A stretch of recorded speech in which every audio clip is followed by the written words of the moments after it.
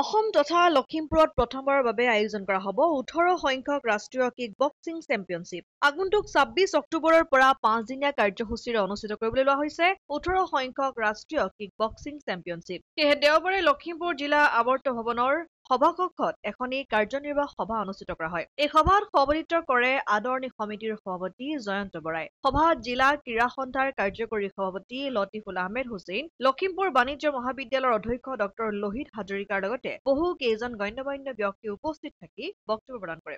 সভাখন সভাপতিত্ব কৰে আমাৰ আদৰণি সমিতিৰ সন্মানীয় সভাপতি জয়ন্ত বৰা ডাঙৰীয়াই।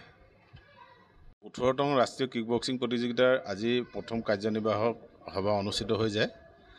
আমাৰ অহা 26ৰ পৰা 30 অক্টোবৰ 2025 তাৰিখলৈ উত্তৰ লখিমপুৰ ত্যাগক্ষেত্ৰত এখনি 18তম ৰাষ্ট্ৰীয় কিক বক্সিং প্ৰতিযোগিতা পাতিবৰ বাবে আয়োজন কৰা হৈছে।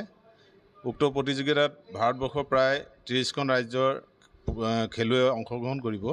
সেই প্ৰতিযোগিতাখন কেনেদৰে আমি কাৰ্যসূচী হাতত ল'লে আমাৰ লখিমপুৰ তথা অসমৰ মান সন্মান অক্ষুণ্ণ ৰাখে, তাৰ ওপৰত আজি বিতংভাৱে উপস্থিত সকলো ব্যক্তিয়ে মতামত আগবঢ়ায়।